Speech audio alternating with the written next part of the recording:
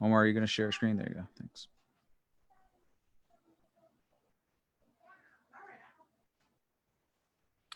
I see us. Boom, we are live. So standing by for 5 more minutes, everybody. Just doing some little comm checks on our end here. Give us a second. Thank you for coming here. Everybody who is here with us, welcome back. Welcome back.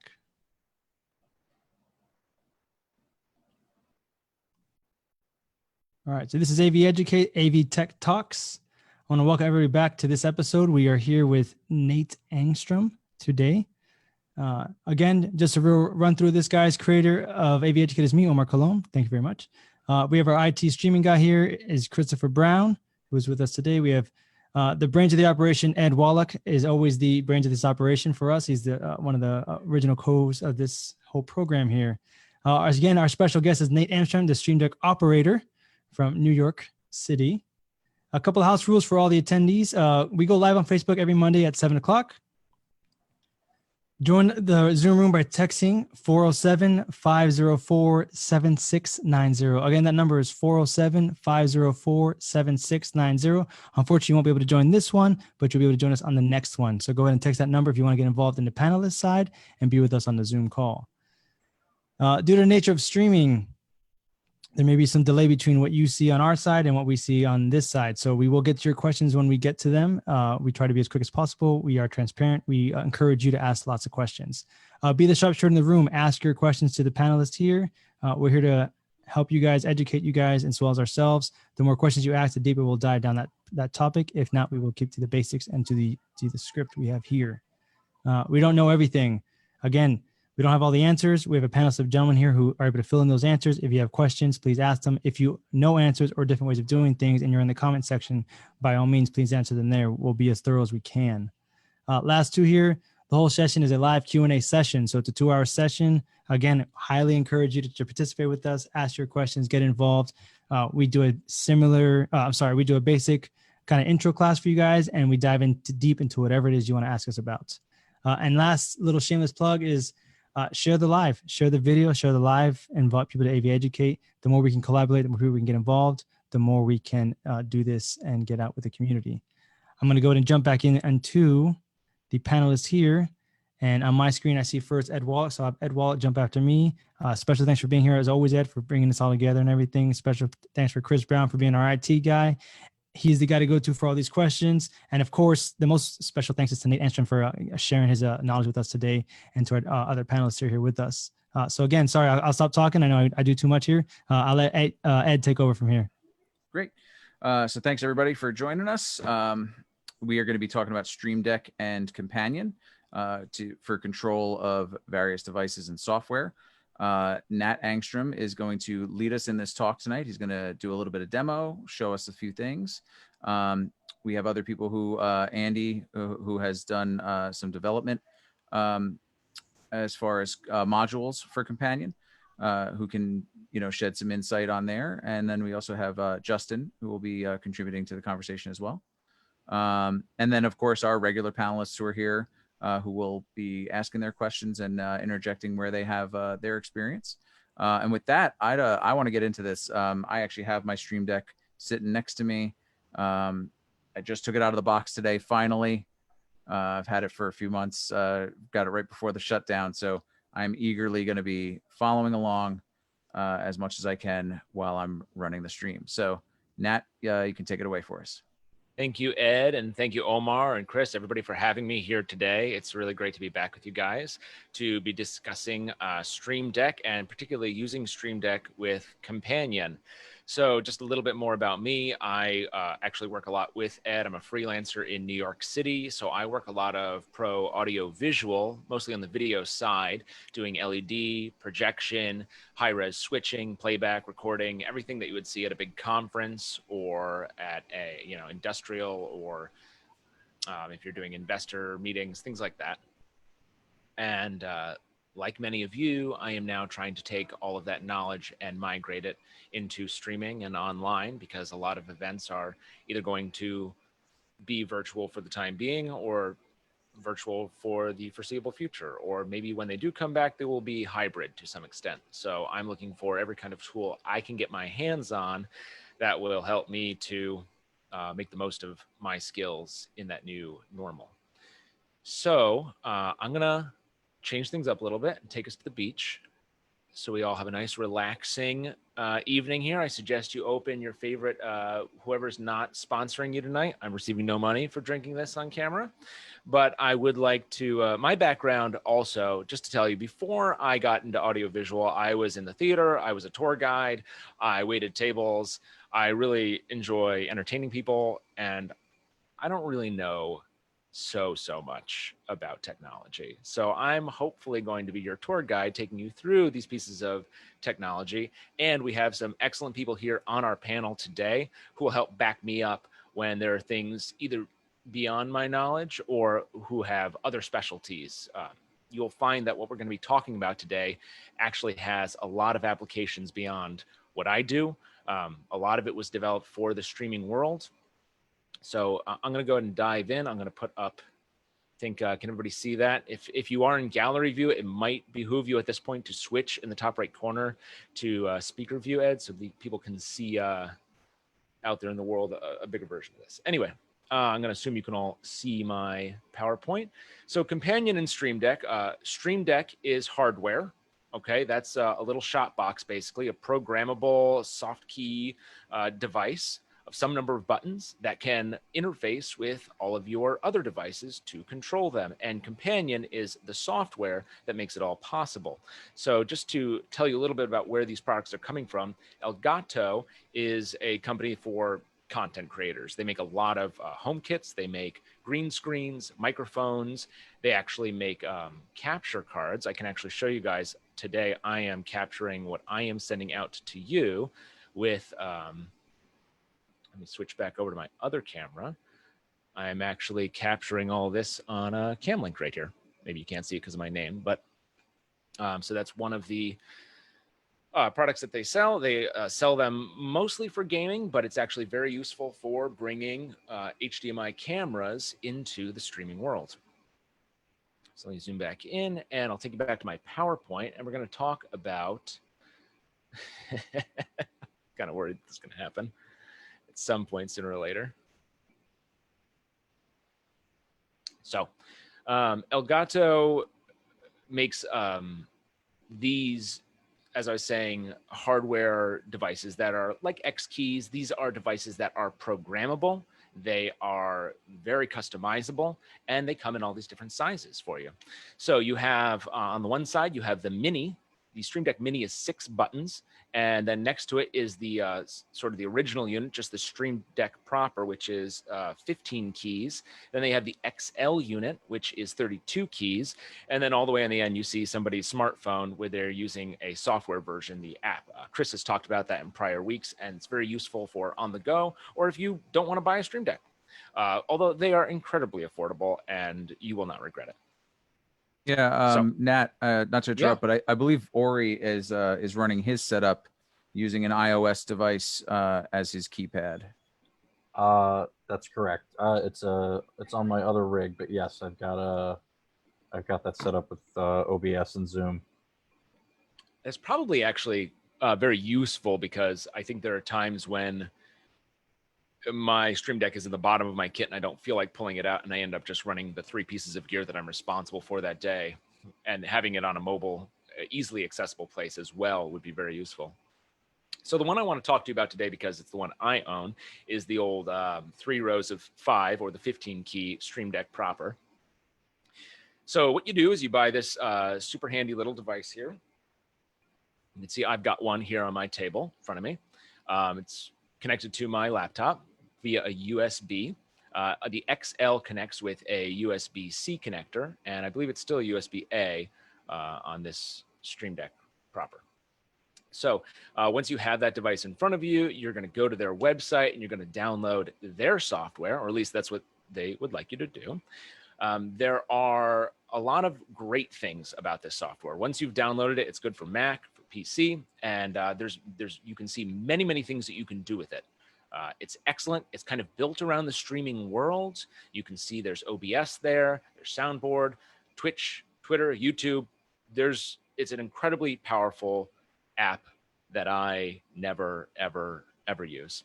I'm sure that I would get some use out of it, but I was introduced to this through Companion. So let me take you through a sample use case of an audio visual, say video setup, something that sometimes I walk into a room and I have to run multiple pieces of equipment. So I show up and there's, say, a high-res switcher, maybe playback or 3.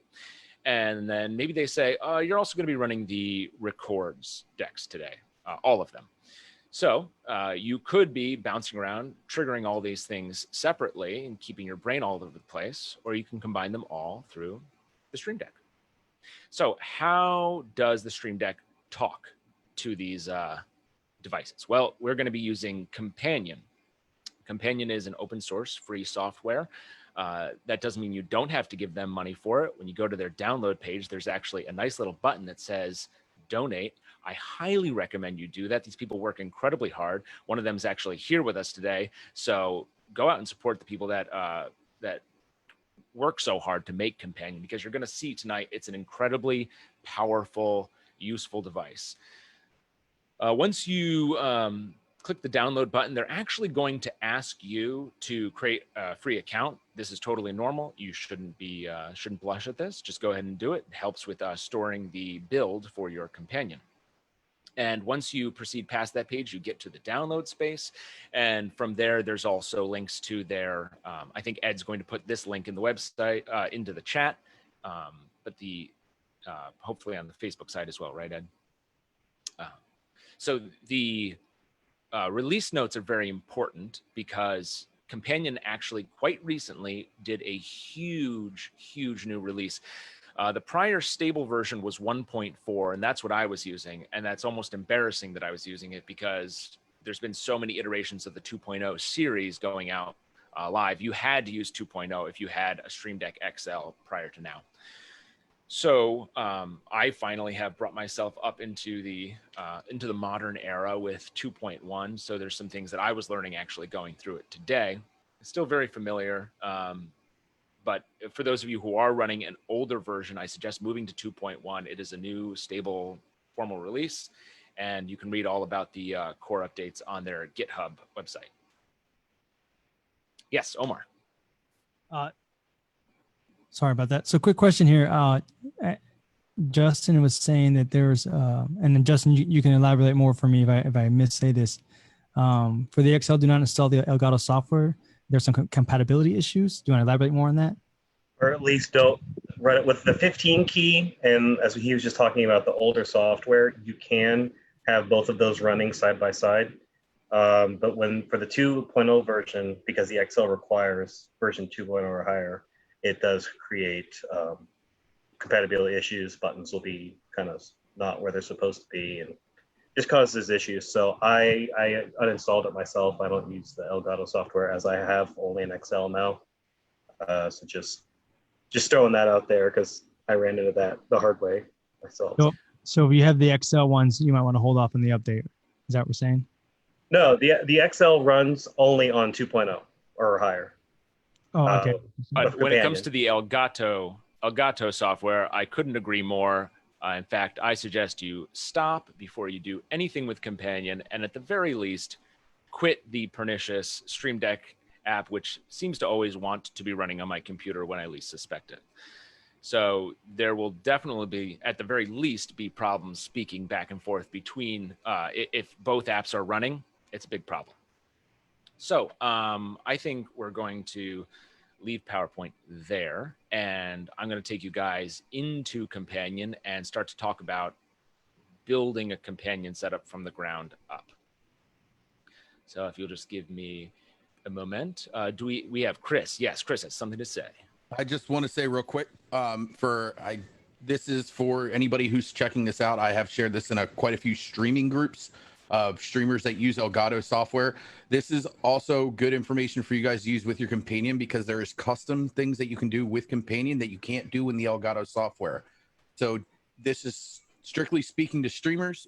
pay attention. This could be helpful for a lot of the things you do, because most of the stuff I do on the phone app, which you can't see my phone because it's green screened out, it will relate to that as well.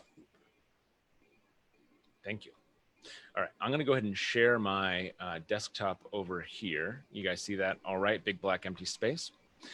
So what I'm going to do is go ahead and launch Companion 2.1, and it'll just come up in a moment. It's going to ask for a network connection. I'm going to go ahead and allow that, yeah. And then we're going to see this interface here. This is your networking window. This is the stuff that is a little bit gobbledygook to me, but I know that it works. This is the 8000 port that it's talking to my computer. I know that the next thing I push is launch the graphic user interface. So I'm going to go ahead and launch that. And it's going to bring up your preferred browser with this user interface here. Does anybody have any questions, or does anyone on our panel want to speak to common problems with networking while you're here? Omar, go ahead and jump in. Yeah, so I just wanted to jump onto the Facebook side here real quick. We got some guys commenting. So William Viker, and I apologize if I say his name wrong here, is saying that for new Bitfocus users, if your email link is hosted on an Office 365, you may not get the Bitfocus user registration email. Contact Bitfocus on Facebook to get verification. So just a shout out for that. Anybody who's new to this right now and following along with Nate at this exact moment and doing this process with him or with us, just be wary. If you have Office 365, you might need to do a little bit more of a process to get your verification done. Another one that is on here as well is the Elgato plugin is also upgraded to support V2 if you need to use the original Elgato software. Yes, there is. We'll talk about that when we get to going through the release notes. I know that there is a new companion plugin for Streamdeck that allows them to speak to each other. I haven't used that actual plugin yet, so that's not something I'll be able to speak to, but that's definitely something to go check out some YouTube videos on after the show tonight. So I will throw out extended learning. I will throw out real quick. Yeah. William Viker is actually a companion author, so that is direct from the source. Fantastic. Then I believe him very much. All right. So, and also while he's here, I'd like to apologize to him for everything I'm going to get wrong tonight. So let me show him how I use this software. Over here on my screen share, thumbs up. You guys still see the screen share okay? Looking good? All right, great. So this is the page you land on over here. There are some things over here. Again, I'll draw your attention for their sake out there to the donate button. There's emulators available here, online, bugs and features. There's connection to their Facebook, etc. Also, if you missed anything or I glossed over anything tonight that you want to dive further into, click on this Getting Started link, and it will take you step by step through how, from the very beginning, to use Companion. Although I hope I'm going to do a good enough job that you won't need to click that link. So I'm just going to go ahead and get rid of that and give me a little bit more room here to work. So you see, I've kind of got a left-right space layout here. I've landed on the instances page. Your instances are all of the devices, hardware or software, that you're going to be speaking to and controlling. Some of the instances that I have used in the past here are Playback Pro, PixNet recorders, Live Core, that's the Ascender from Analog Way, more recorders, some Black Magic, and then a series of different switchers. You really just, accumulate a series of profiles as you get new devices that you find can work with it. And I know that with the stable release of 2.1, there are many, many new profiles out there that you should be checking out. Some of them, like control of the DSAN Perfect Cue, is going to make my life a lot easier. We'll actually check out some of those when we go to the release notes later on in the show. So how do you find out which profiles are available here? There's 3 ways to search. You can click on Add by Category, and you see a series of alphabetical categories of equipment. You have cameras, you have recorders, you have timing, you have TVs, and as you scroll over them, you'll see drop downs that have the profiles that are included. There, we were talking about DSAN limit timer. That's now included under timing. The second way is you can click on Add by Manufacturer if you know what maker is of hardware you're looking for. If you're looking for, again, Analog Way, or if you're looking for, fulsome, so you can search that way. And then my preferred way is just to type what we're doing. So I have with me tonight a little switcher. It's a Roland V-60HD. It's sort of, you might use it for a medium-sized or small-sized church, or my living room. So I'm going to just type in Roland and see what they have by Roland. There's a number of profiles here for Roland-made devices, and there's the one I'm looking for, the Roland V-60HD. Now, before I add this guy, I'm going to just draw your attention to this little useful question mark here. When you click on that, it will actually pop up with all of the configuration instructions and the available actions for that device. And that can be helpful if you're wondering, well, before I start programming, what would I be able to do? If you wanted to run it by a client or your employer, you could sort of tell them, well, these are the things I will have control over. Back in the day, you probably wouldn't have told your boss about the Stream Deck because it might eliminate other jobs, but now you're pretty much going to be the only person on site. So now you probably want to tell them about this. So I'm going to go ahead and click Add a Roland V-60HD. And you'll see a new tab has popped up here next to Instances. And this is the Configuration tab. So this is where you are telling Companion how to talk to this device. I'm going to type in what I know to be the IP address of my switcher, which is 2.150. And you can rename it if you'd like to, apply the changes, and then you go back to your Instances tab, and it will now be added at the bottom of your list. And look at that. It says, okay, it's connected. Now, I will just show you. Let me go ahead and edit that. That brings you back to the configuration page. If you have something wrong, say on this side, if you put in the wrong IP address, or if there's a problem with your IP settings on your computer, the other feedback that you will see is error. Sometimes it's yellow, usually it's red. Neither one are good. So then you just have to figure out, do your regular troubleshooting for your networking, go through and check your settings on your computer and make sure that you have copied over your IP address for your instance correctly. So now the V-60HD is an enabled instance in my Companion. And that means that, again, all of these actions are now available to me when I start programming my buttons. So let's go to the button page. And this is where you spend most of your time. This is where you are going to configure your entire layout. Okay, you can see right here, I have a sample page open on my device. This is my Playback Pro sort of go-to profile. And I'm going to be getting into this a little bit more later and explain what you're looking at. But first, I just want to show an empty page here that I've set aside. This is my second page.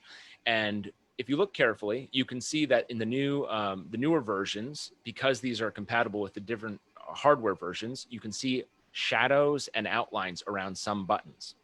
These 6 buttons here are for the 6 buttons in the smallest white triangle are for the mini version. And then the 15 buttons that are included with those 6 within the 3x5 here represents the 15 key version.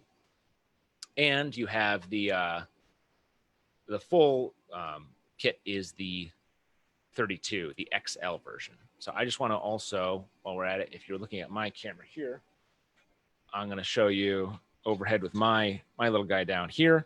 You can see that this is a 15 key unit. So the way that it maps on my screen share over here, you can see that those shadowed keys are the keys right here.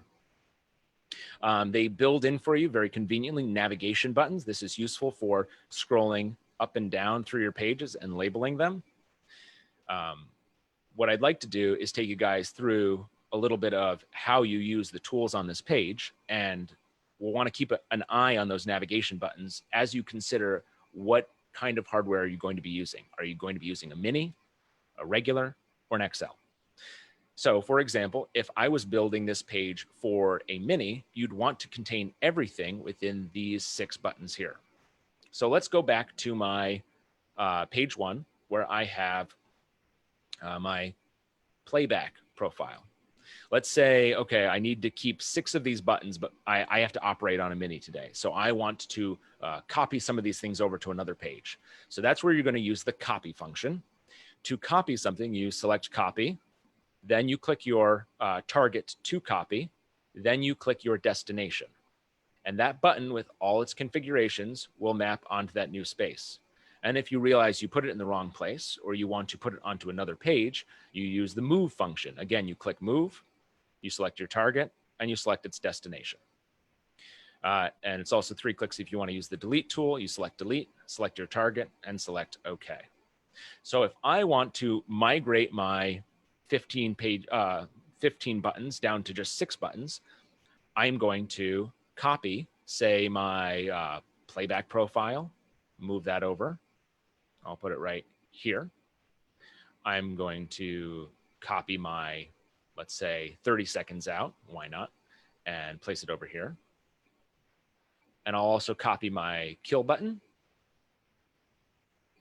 And I will copy my take button. Now, I'd love to build more buttons into this page if I could, but because I only have 6, I also have to keep in mind that I really need navigation pages too, navigation buttons, because I need to be able to move between pages. Otherwise, I'm going to get a little stuck. So what I'm going to do is move the included companion buttons using the move function. I'm going to move up, in, and I'm going to move down, in. And if one of our companion specialists knows a better way to do that than I do, please do jump in. But as far as I know, that's a way to maintain navigation on your hardware side as well. Now there's a couple more buttons down here. There's wipe page, which sort of resets everything and sets it back to the way you received it, factory condition, as it were. And then you can reset page buttons if you want to sort of clear all the configurations and actions out of whatever you have programmed. Now, a warning, that will clear the navigation functions out of the buttons in banks 2.1, 2.9, and 2.17, which is my up and down arrows in my page label. You can retrieve those later if you do that accidentally, or if you do it, if you're running a 1-page setup and you want to get rid of them for a show, you can restore those actions later. But I'm not going to do that right now. All right, we're just reconnecting here. And the other action that you're going to see down here is export page. Okay, so you can, there's another place in here that we'll get to where you can actually export your entire companion build if you want to bring it over to another device or share it with your friend. If you see somebody who says, oh wow, you've got a great build for X device, I'd really love that. They say, well, you can either go build it yourself, buddy, or they can say, here, I'll export just this page and give it to you as a file, and then you can import that on your side. You're able to import a full configuration or just individual pages. So what I'm going to do to start walking through how you build buttons in here, and we'll do it for a 15-button configuration because that's what I'm operating tonight. I'll take us over on my camera to the empty page there, and we'll start in our top left available button. And I'll select it. And then over here on the right, you can see that I get sort of an empty looking page here with set button type. Yes, Omar, go ahead. Sorry, so Andrew had a comment he wanted to bring up. I just wanted to interject, and we didn't want to stop you in the flow of things, so I wanted to raise my hand and let him speak up. Thank you. Yeah, I was just going to say that if you can use the buttons in the bottom, copy, move, delete, but you can also use your standard keyboard controls like control or command C, control command X, and if you're a keyboard kind of person, instead of using your mouse, you can do those kind of copy paste things. That's all. Thank you. I'll definitely keep that in mind next time I'm on a day rate and not hourly. That will get me out before lunch. Thank you. So what will open up this page and give you more functions is you select the button type. Mostly you're going to be picking a regular button, but what I mentioned before, if you want to restore your navigation functions, that's where these are included. If you want to restore a button to a page up, down, or page number. We're going to select a regular button and you get your big build configuration page. Right along the top is the appearance of your button. We're going to start with text. let's say I would like to build some kind of take button, right, for my Roland that we're connecting to. It's a switcher. It stands to reason sooner or later I'm going to have to take something to screen. So I'm going to type in a label. I'm going to type take, all in caps. And then right next to that, you have font size. You can set it really, really tiny if you don't like to read things. I set things to auto. You can also set them really humongous if you're somebody like, if you remember my other pages, sometimes I set them humongous and just use a little short. Now, right next to it, we have browse. This is where you can import a PNG file, and you can give yourself a nice little icon to replace the text. I actually want to work with the text to show you guys a couple of the internal command features right now, but I will import one later to show you what that would look like instead. But let's say we're going to work with this guy. We have different text alignment functions here, so you can move your take word all around the screen. I just leave it centered because that would drive me crazy. And here you have your text color. So let's say, you know what, I like a nice green take button. Green means go, and background is black. Oh, it's high contrast. This is lovely. My take button's really coming together, guys. Next to it, we have two more options for this button. We have a latch toggle option, and we have a relative delay option. We will get to those, but we're not going to get to them just yet. First, let's talk about keying down and keying up. So if you look at my camera, wherever it is on your screen, when you push a button, you push down, and when you let go of that button, you release it. So that is keying down and keying up. Those are two separate commands. Those are two separate moments in time, and the Stream Deck recognizes both actions. So you have the opportunity to trigger things either on the press or on the release or both. So let's add an action. We're going to click on this plus key down on action and show a drop down. There is a search bar here, but I'm just going to take you through some of these things. Internal, these are all things that come with Companion. These are things that typically they control other buttons. You can trigger other buttons. You can relabel buttons. And then when you add other instances, when you enable things like my V-60HD, those commands get added to these possible actions that you can add here. So here's all the V60 commands as well. And later I'll enable some other devices. Even though they're not connected, those actions will become available for programming. And that's one way to build a show offline before you get on site. Now let's see. Why don't we say when I want to push this I'm going to push this take button, and I would like the text color to change, right? I want something to let me know that I have pushed this button and that something's happening out there in the universe. So I'm going to say, when I push this button, let's turn it to a nice, beautiful red. And now what you have to do is right below where you select the text color, the other options are the positions of the buttons in space. So you have to know what page you're working on, and you have to know what button you're working on. And the way you find that out is either at the top of your edit page where it says what button you are editing, or you can look onto your emulator or your hard device and you will see little labels. We are on page 2, so the first digit is going to be 2, and then buttons from the top left counting across and then down. This is 2.1, 2.2, 2.3, etc. So the button we are working on is 2.2. So I have to program that in, that I'm speaking to page 2, bank, or button 2. All right, now when that button goes and I test it, if I push down on that button, you've seen on my emulator that it's turned red. It's also happened on my little device here. So that's a beautiful thing. That's great. Let's say though that that's almost enough to get my attention, but I want to do one more thing, just one more thing. I would really like to change the background color as well. I'm not going to get crazy here, guys. I'm just going to change to, let's say, a nice demure gray. Okay, just something to give me a little bit more action here. And I know we do have a question. I promise I will hand it over in just a moment. So now that I've updated it, the next time I push down on this button or test the action from the top here, you'll see that not only did the text turn red, but the background turned gray. The text was already red, so it didn't turn red, but it also added the gray background. Sorry, did we have something out there in Chatland?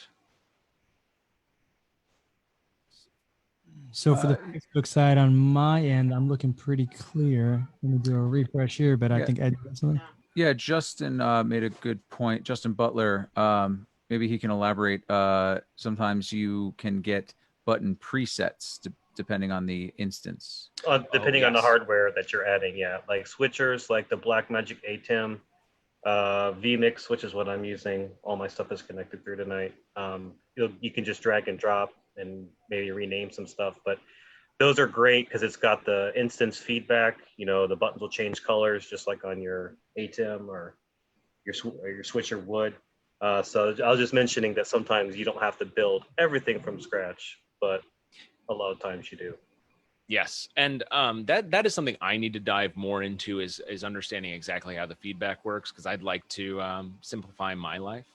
But I will show you guys just how crazy I had, like in my first month of owning this thing, when I had a lot of time at a tech table. I built some pretty wacky, elaborate things to emulate that.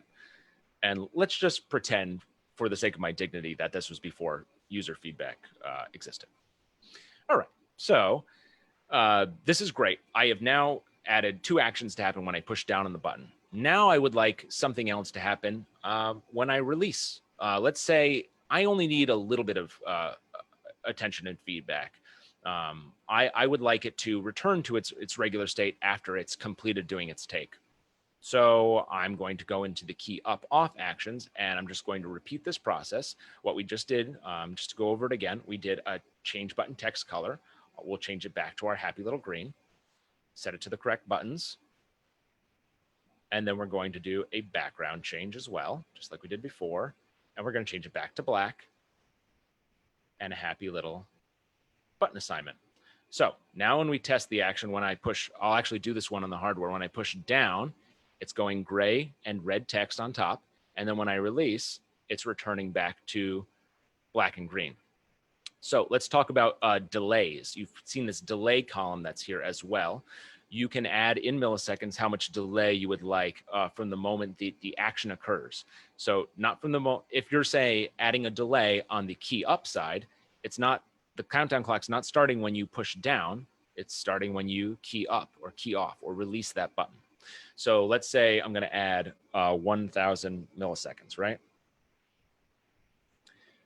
Let's say now when I push down on this button, when I push down, it will immediately go gray and red. But when I release, it will start that 1,000 millisecond countdown before it takes those actions.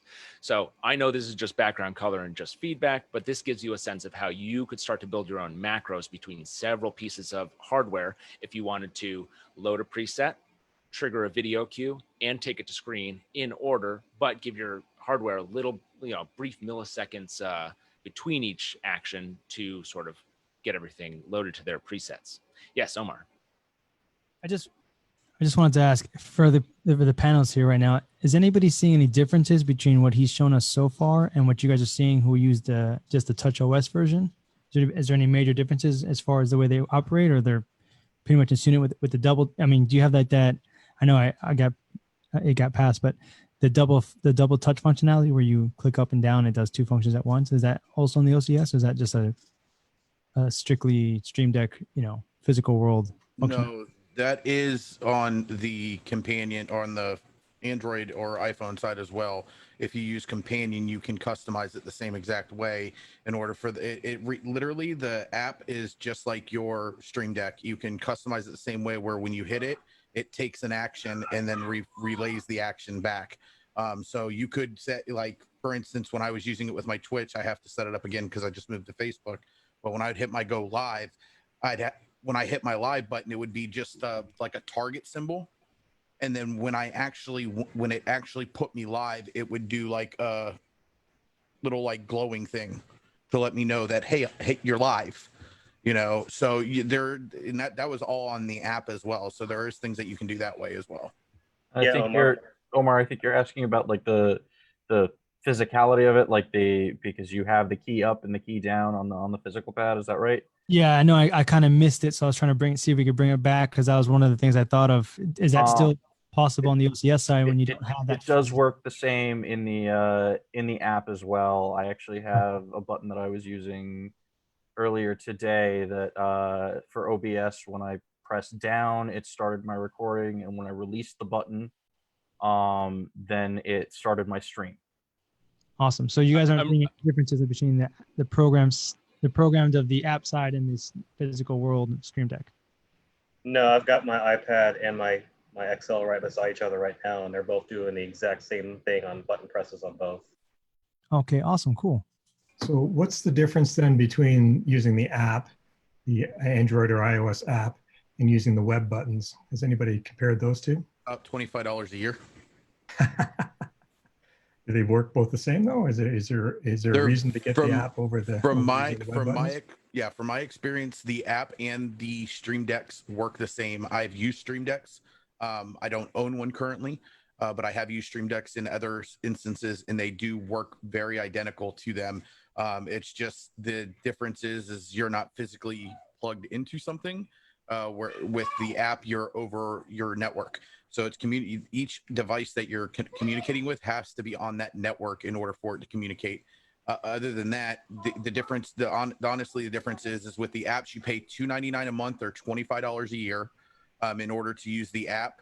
I know if you own a Stream Deck, you get that for free. It's part of the companion option as well. But that's the difference, is you pay one shot up front for the actual physical hardware versus $25 a year for the software on the phone. That's great information, but I'm actually talking about something different. You can use Companion without even owning a Stream Deck. I don't know if people know that or not. So Yeah, on there's an emulator. There's also a thing called web buttons. And I'm curious as to whether the web buttons, is there a reason to get the iOS app instead of or the Android app instead of using the web buttons? What's the functionality difference? I'm sorry, go ahead. I would say I haven't seen any difference in my use. Like I said, I've got both of them up here in front of me right now, and I haven't paid for any app. I've only used the tablet service. Is okay, but obviously just the emulator on an iPad, to me, it works just fine. I'm using it to do my video switching, and as you can see, there's a screenshot. I don't know if it showed up on my camera or not, but I mean, same functionality. Right, so you could basically have the whole thing for free. There's no, you need to have a Stream Deck if you're okay with that kind of interface. That's right. Is there any latency that you guys are seeing with the iOS devices versus the hardwired hardware? I was kind of blown away at how quick it worked. The response was instantaneous. I even pushed it. I programmed a bunch of scenes in OBS into it, and I just kind of button mashed on the phone, and I watched it chase everything. Great. So Omar, I'm really glad you actually brought up that, because yes, what you do get from a physical box in front of you is you get that tactile feeling, like with a keyboard. There's typing on an iPad screen, and then there's actually pushing down buttons, and then there's whatever is going on the old Mac I bought. I don't know, whatever these butterfly things are, but on the Stream Deck, you get a really nice tactile push down and release. Now, there is a couple functions at the top of the screen that I glossed over before that I'd like to come back to for this exact reason. Is if you're on a mobile device, you may want to use the latch toggle option. And what that means is it's turned your key down and key off into two downs. Okay, so I'm going to push, you can see on my screen share, I push down once.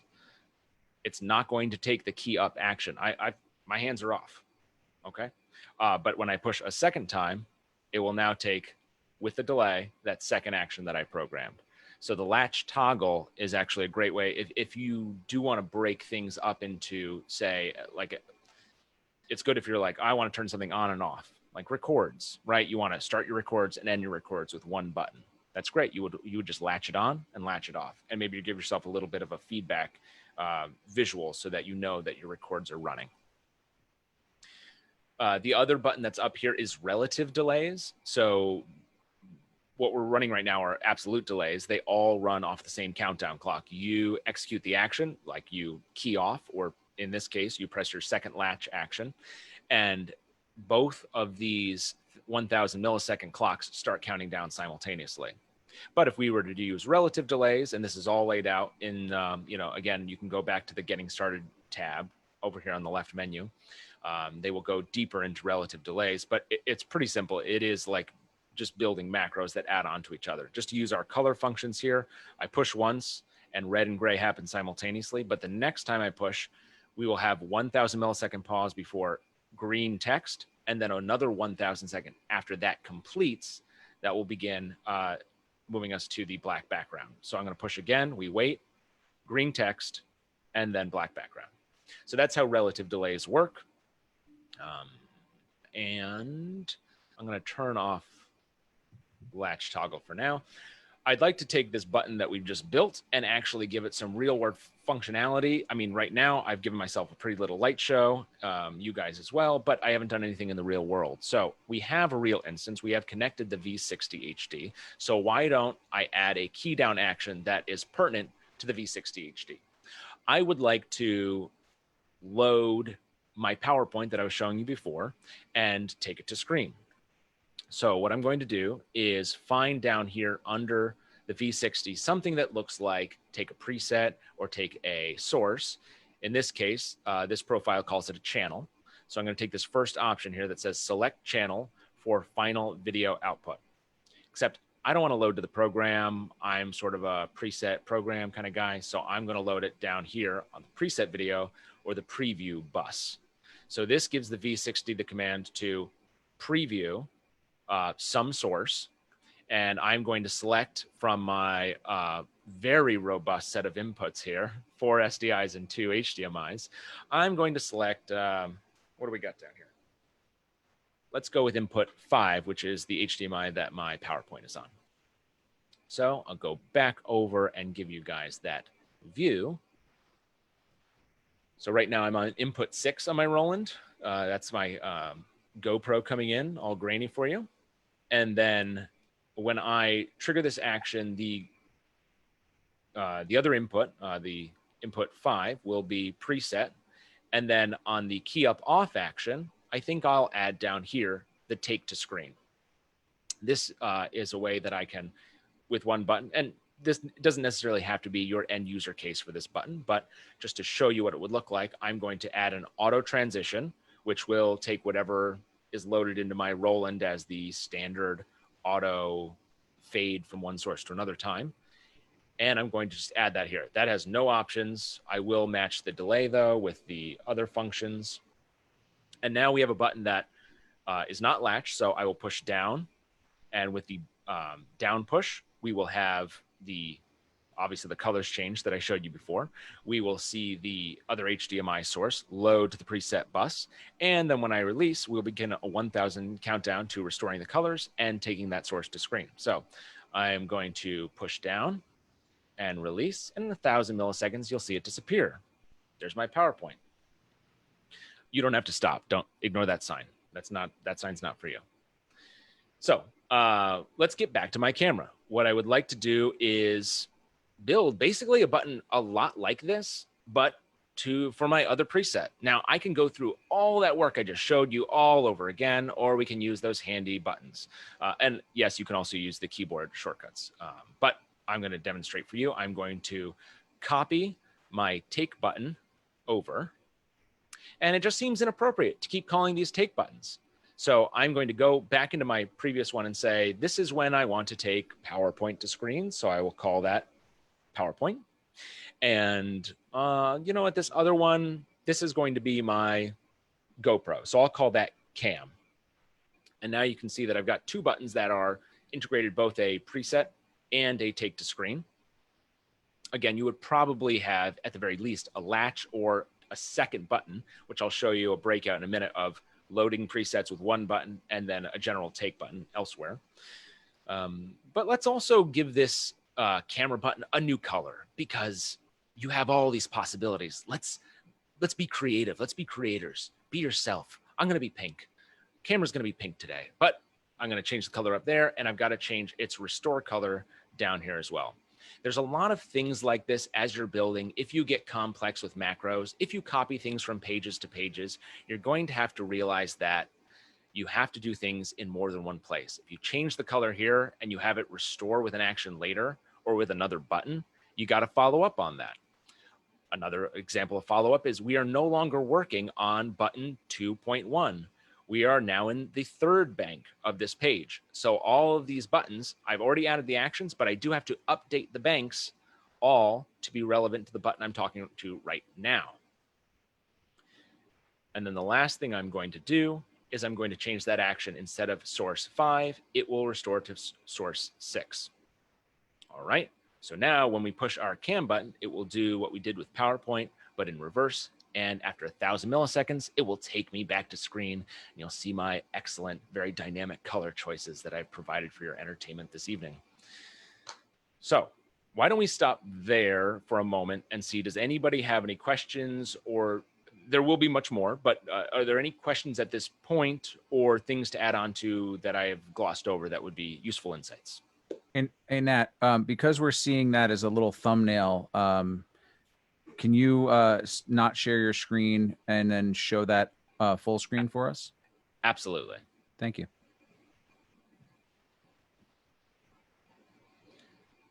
So are you seeing my camera now full screen? Yes, just give me one sec. Or do you want me to nope, screen share my camera? Nope, that's fine. Okie dokie. Great. So yeah. Oh, look at those colors. And I'm getting a little green screen action on that as well because Zoom is my green screen client this evening. So do we have any other questions at this point, or shall I sally forth? So on the Facebook side, I don't have anything. William Faulkner had mentioned earlier, which Justin already touched on, about the online web browser and touch device emulator, kind of part of that. So that's the only thing that's been there. And then there's a couple other comments so far that people are liking what they're seeing. One gentleman was super happy to see the training because he's been using it for about a month now, and he's highly recommends it for vMix. So anybody on vMix, he highly recommends that you get one of these and use it for vMix because it saves so much programming. Absolutely. Absolutely. There is, I'm coming from a video background, so I am going to sing the praises of making my tech table life easier. But this was developed more for a streaming, ecosystem. So there's a lot of stuff built in that probably Chris will be able to speak to better, that incredible, powerful tools, not even on the companion side, but those are somewhat different ecosystems. Now that they're merging, it's good that we're starting to get plugins that cross the platforms, because companion was just a huge godsend for me. I was playing around with something called Octopus for a while. It's a little bit more program intensive, and it's the newest version is no longer free. So certainly on those grounds, Companion won me over. But the interface is very simple here.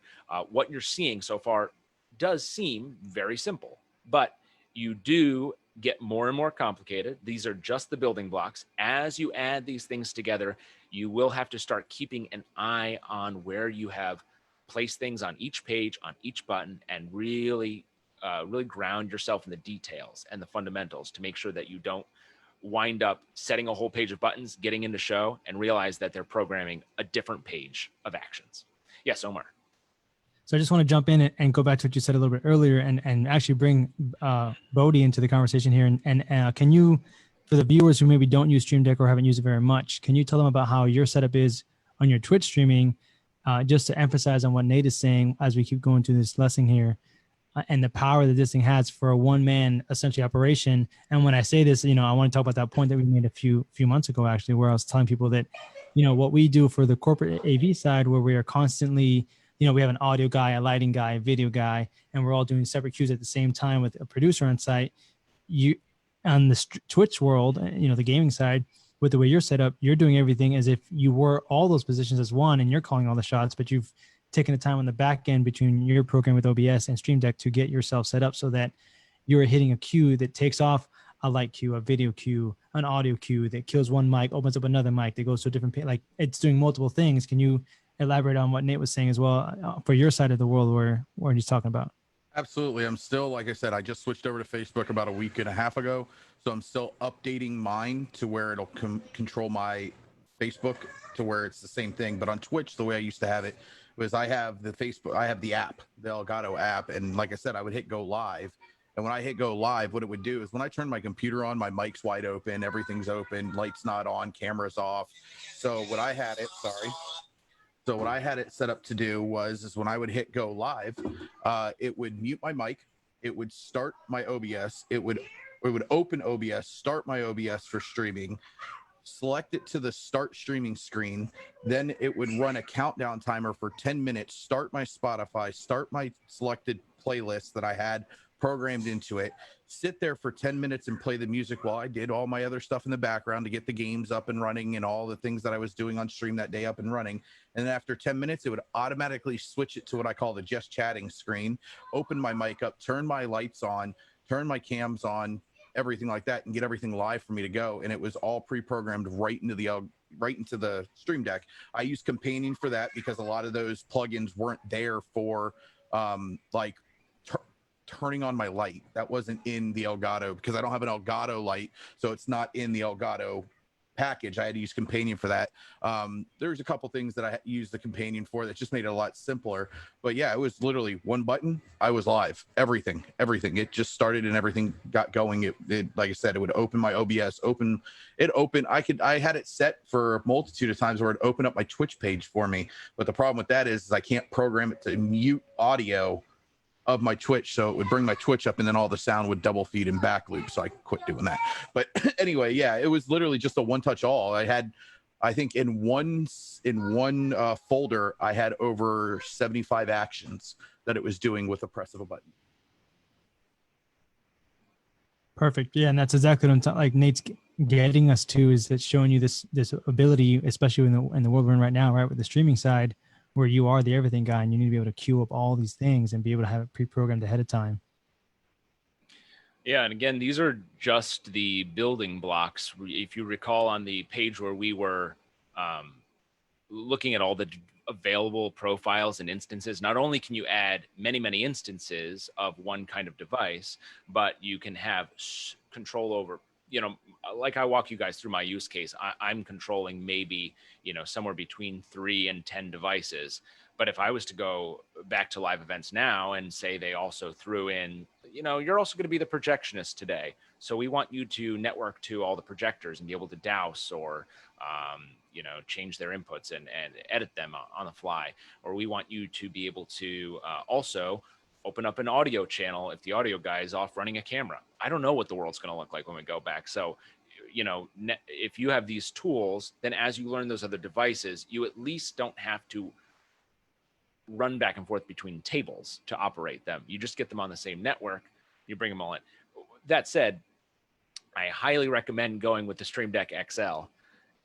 Having used it on several shows, it's really difficult to go back to a 15 key unit and suddenly you're scrolling between pages to get, back and forth. That's actually, if you guys don't mind, I'll jump back into screen share and take you to some of the builds I did in the past that were useful for me, and you'll start to see how 15 buttons are not enough. Wait, Nat, I don't think we got to see the transition full screen. The one you built. Oh, right. Okay. Let's see. Real quick. The other thing too is you can use the mobile app in conjunction with your hardware. So say you are on a big show, like you said, Nate, where they decided, okay, you're going to be doing projection, you're going to be running lighting, you're going to be doing this, you're going to be doing that. You have the Elgato app. Sorry for the background noise. You could have the Elgato app on your phone, the Stream Deck app on your phone. You have a preset program on Companion. You can load it for your phone to where you're on the fly with the app on your phone, controlling something while you're away from it. You don't have to be hardware set.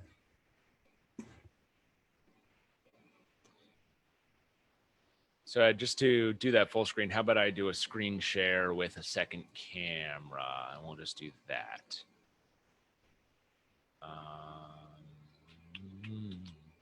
There we go. You see that full screen now? Is that screen shared for you? Yes. Great. You guys are gone. I don't know where in the universe you are, but that's fine. So again, we have our PowerPoint control now. So I'll push and release that, and we'll get our change of color. And 1,000 milliseconds later, you're going to see a beautiful transition. Wow, truly breathtaking. And now, to stun you further, I'm going to press and release the other button to bring us back. Incredible. I think you even saw the last millisecond of the color change. Nice. So thank you. Thank you very much. But wait, there's more. Okay, let's screen share. Is everybody having fun? Everybody having fun? Nobody's drinking. What's going on? Oh yeah. Okay.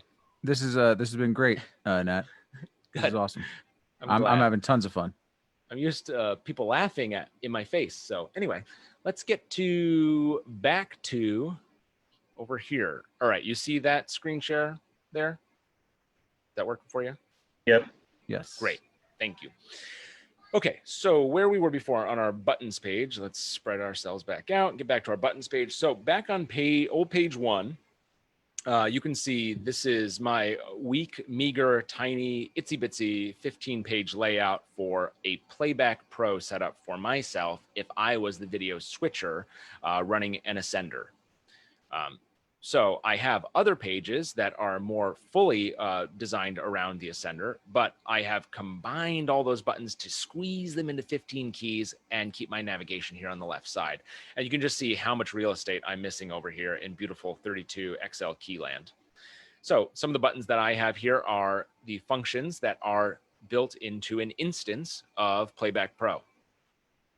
Right here, I have my 2 playbacks, which I have named X and Y. That's just my nomenclature, but I labeled these, so that's not necessarily how they have to be labeled. And I have this action is just a key down action, and it takes us 30 seconds out on both. What I have next column over, you see these buttons that help you scroll through previous and next clips. You have pause and play. You have a kill button. And then my take button is a little bit different. I have them both on the push down action, but I have a 2,000 millisecond pause so that I get just a couple of seconds between my playbacks. For those people who run a lot of playback, you know, sometimes you want to marry, say, Playback Pro together. But if one dies, you want to preserve for the audience the continuity of the video. So you build in a little bit of delay so that you and the audio guy have a moment to switch over to the other input. The 3 buttons in my leftmost programmed column, you see a PB, an LO, and a GO. PB is playback. So that's actually an Ascender preset that I have built in here. This is not talking to playback, but it's talking to a different instance. So on one page, I can bring up playback into my preview or whatever preset master memory in the Ascender. It will take playback to where I want it to go in the room. So that's standing by. And then I've got all my functionality so I can take or select my clip for playback. And then I hit take and go or go and take. It's up to you if you like to see the video run or if you're like a wild person who likes a second of black and then you panic. You can live your life any way you want to. Then I've also included a logo button so that I can stay on this page and I don't have to bail out just in case I do have to switch between playbacks. I don't have to bail out until the last second. I can just select logo and restore to my, or you can put that into iMag or whatever you're going to come out to. So that's kind of a hybrid page. I'll take you through some of the other pages that I've built before we get back into the Roland. I do, as I said, I do have some like strictly playback pages. I built ones that can edit specific instances for in and out points. You can really design pages around whatever you want. Something can be an offline button page. Something can be online. This is a very online heavy page. This is in show. I got sick of having all my different records instances laid out on different pages. So I just made myself a nice one. I roll up and somebody says, "You're doing records today." I said, "Great. I've got a button that records to HyperDecks, to KeyPros, and to Pix controllers. And if I need to combine them to any other page, right? Let's say I'm running a day where I'm going to be working with the Roland, but I also am going to be recording on HyperDecks. Well, I've already built a button that speaks to multiple instances of HyperDeck. So I will copy that button here, and I can paste it across pages to this page that I'm building. So now you can see that the more work you put in your endless hours at a tech table or sitting home, they all add up, and it makes your life easier later. You're sort of feeding on your previous work. Again, though, I do want to draw your attention to detail. Look at the configuration of that button.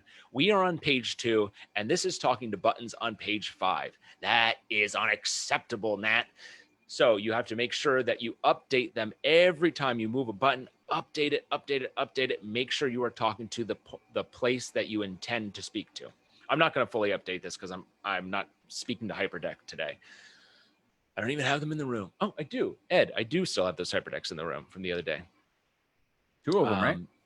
Yes, 2. Ed was helping me out remotely. I did a Zoom wedding for my friends just yesterday, actually. Is that yesterday or 2 days ago? I don't know. Sunday, it all blurs together. Saturday, yeah. Yeah, I don't know what today is, so it's all good. Let's see. So you can start to see how on one page, Omar's got a nice little Hyperdeck Studio Mini for us there. Very useful device. It's not as cheap as Companion, though, so watch out, Blackmagic. Now, let's see. Where do we want to go from here? We talked about the Roland. Talked about buttons. Does anybody have any questions at this point? This feels like a good place to pause. I'll take you through a couple of other pages to give you some other video examples. Yes, Andy. Oh, sorry, you're muted, Andy. Unmute. There we go. Does the Roland use any feedback, or do you have any of your samples that use feedback? I don't have anything attached, and I was playing around with that before, and I don't see anything under the feedback tab, so I don't think that the Roland does that. It requires a lot of TLC. Do you want to talk about any of the modules that use feedback? I think I might have some on mine. Hold on. That would be great. Yes, Omar. So Nate, Christopher Sciolio, he said you could also add the playback You could also add the playback to the go button included in the instances. Can you elaborate on that? What he's referring to? I asked him for more details. Absolutely. Right. So like on my my page, I was complaining that I didn't have enough real estate, but my 2 buttons for go and go on playback and take on the Ascender were 2 different buttons. Like I'm some kind of millionaire who's got tons of buttons to throw around. I could absolutely make those a single button. That's a really good point. For my specific case, I'm somebody who likes to not hit take on the Ascender until I see that video rolling, just in case there's a problem. I really hate a black screen, and my employers like to, give me a hard time about it. So let's see. And what about the other? I'm sorry. And what about the other users here? Do you guys do that with your instances, or you guys do it the way Nate's doing it? How do you guys set yours up? So I guess Ori and Justin in particular. I'm sorry, was that for me? Either or, do you guys do it the same way Nate does it, or do you do instances differently? How do you guys set yours up when you're doing the same functionalities? I'm actually a little bit of an outlier because I'm come from more of the comms world. So the useful case for me is actually putting hardware in front of end users who are used to having hardware and not having to work off a mouse on a screen. Gotcha. So you totally go the other route then. Yeah. Absolutely. Because everybody's used to have a key panel in front of them, and hey, I can give you IP comms at home, but now your mouse on a screen. Another example from my world that sort of speaks to that is a lot of times, say I'm brought in on a high-res switcher, and they also say, we were going to have somebody upstream of you cut the cameras, but we're just going to have the camera director stand behind you, and you're also going to be cutting cameras in addition. And it just doesn't work very well. So now you can give somebody essentially a sub-switch, right, that just controls certain functionality. There are bigger switchers where you can do this as well, with some of the bigger Barco and analog ways. But this is just a great, really affordable piece of hardware that somebody could smash with a hammer and you wouldn't have a huge loss. You could download it right on their iOS device, or like we were saying before, you could just open up a browser page with the big buttons emulated in front of them. And now you can sort of offload some of the functionality to, say, a presenter or a stage manager, somebody who wants a little bit more tactile, instant control over the show. And that just gets them off your back a little bit. So it also doesn't just help to consolidate everything. It also helps to enable the people around you to function with your equipment at a higher level. Dave, go ahead. Yeah, another use case is a switch minus, which is a term I coined in a LinkedIn article a while back, where you're cutting a live show out to web stream or broadcast, but you're also cutting IMAG, and you want to keep the tight shot in the IMAG, but you want to cut in wide cutaways or maybe a cutaway that includes the projection screen. So you can set up the Stream Deck to cut your cameras, but when you cut, you can have a wide shot that goes to the IMAG screens, but you can also have a button right next to it that only takes it to another ME, the ME that's feeding the stream. So if you've got a 2 ME Blackmagic switcher, you can have it where they're chasing, on both MEs, your camera cut, but when you hit a certain button, it only cuts on the one, if that makes sense. Yes. I did just a fun use case. I did a show in Canada, and the sound guy and PowerPoint op and LED tech all got busted for not having work permits and got deported. And so the E2 op had to switch over to running sound, and I had to take over the E2. And so the camera switcher was down the hall in a room, but I networked to it. And I set up where I could cut cameras at the E2 position off the Stream Deck, controlling the camera switcher down the hall. So before I go to the Facebook side, cool. Dave, can I ask you real quick? Was there any issues with that distance you were running? How far was it? Did you have any latencies at all with that? It was just sending network commands. So I mean, it was just Cat5 cable down the hall, and my laptop was right there at me. So no, there's no latency because it's just sending keyboard commands, just like any Blackmagic, whether it was right there at me or 300 feet away. That's awesome. That's a really cool story, man. So again, either Nate or the panelists here, one of the questions on Facebook was from, again, Christopher Sciolo. Do you ever use multiple screen decks so that you can have several pages open? Yes. Yeah, you will frequently see people's sharing, photos of their setups, especially with this new like front of house is in my house social media thing. You see a lot of people who are, as the equipment gets more and more condensed, or as people who are starting up and running their own things themselves, you will see people who have, a couple of XLs, a standard and mini. You add them up over time for this use case or that use case, or you borrow another one. And yeah, you absolutely, if you want your buttons instantly available to you and you don't want to have to scroll through pages and find them like I'm showing you I have to do, right?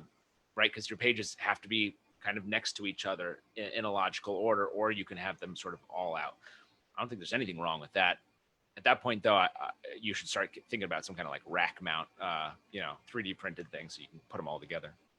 Just while I've got your attention, I'd actually like to throw to Justin, because I saw he had up before some of the examples of the feedback on instances, and he was had his camera on his setup before it, so you can see. Yeah, color changes. I'm going to stop sharing. I had put up a picture of someone from the Stream Deck users Facebook group had posted 2 XLs and a 15 button. So I just shared that picture, but I will stop sharing now so that we can move on. So thank you, Justin, for sharing that. Yes, Dave.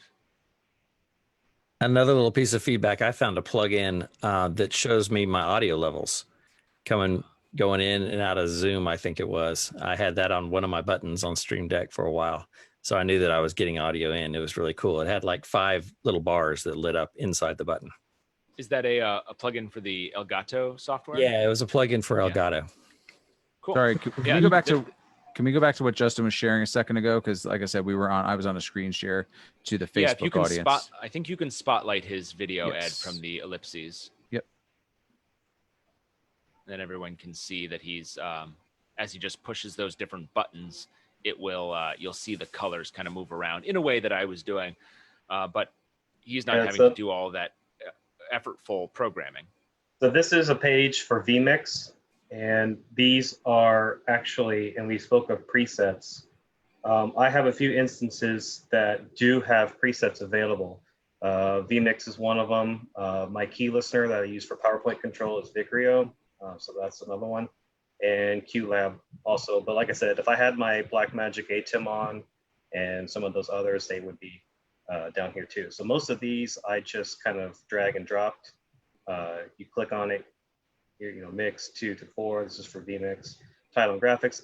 I mostly just use this, which is my preview bank, inputs 1 through 8, my program bank 1 through 8, and my transitions. So I just kind of dragged and dropped those over here, and I renamed them to my specific devices. And so this will kind of lay out like that. And then somebody also had mentioned earlier about latency when using, say, a tablet iOS device and the physical Stream Deck device. And just to kind of give you an idea, I'm going to change cameras here.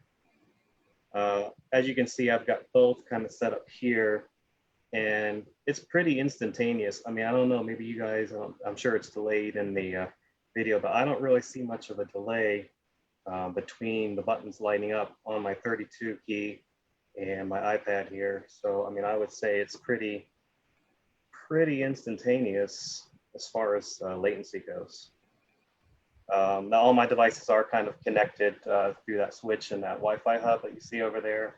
So it's good to have everything on a closed network. I mean, obviously when I'm at my tech table, I'm usually isolated in my own network. But yeah, latency, not really an issue in this setup from what I'm seeing. Excellent. Yeah, now they're on our side, man. It looks great from this view. I mean, it looks like it's instantaneously on my side as well. Yeah, I really liked talking about those presets. That is, I'll just go ahead and back and share my screen again and take you back to the program page. So I have the ATEM presets open right here. You can see that some of these drag and droppable things are great shortcuts over what we were sort of the slow piece by piece action that I was showing before. To get to that, you just add an instance. I think I did do ATEM control at some point, so I have it built in. So anything that has an instance like you showed you before, they will list them all up here, and then you can dive into them to find out what those are as well. I'm going to take you back to my buttons page. I'm going to show you my sort of general 2-page Ascender setup. I really would love to have this all on one page, and that's why I'll be buying an XL once I ever am employed ever again. So we have basically just master memories on an Ascender, which are groups of presets that are all built into a single preset, and then you load them to your preset bus. I have done some wild and wacky color coding here to emulate, right, some feedback, the effect of, and not with dragging and dropping. I will say that I did like the slow and dumb way because I had lots of time at a tech table. So you click on here, and I'm going to test this first button, and you'll see that it lets me know that I have just loaded preset 1 to the preset bus, and it's standing by. You'll see under these actions, though, this is where you'll start to think I'm a ridiculous person, right? Okay, so what this all does is clears out every other button on this page from the background. That's basically what's happening when you're using any kind of X key controller or EC50. So if I pressed, say, my iMag and tested that button, I don't want preset 1 to stay lit up. So I've cleared out the backgrounds of everything else. Again, this is a slow, down and dirty way, but it is a way that you can create your own customizable feedback, especially if you want to get into color coding. Obviously, you can tell I love a lot of color in my life, and I wear black to work, so I like to have some fun on the tech table. So these are relabeled. You can see now I've gotten into shortcuts because I don't like reading the little tiny text. I wouldn't do it this way if I was putting it in front of a client. But for me, I know that I'm going to have 4 presets. These are probably my 4 isolated camera inputs. I have a playback X and Y. I have maybe a director's cut. And then let's say I've got a logo for the event. Maybe I'm running a little loop before the show.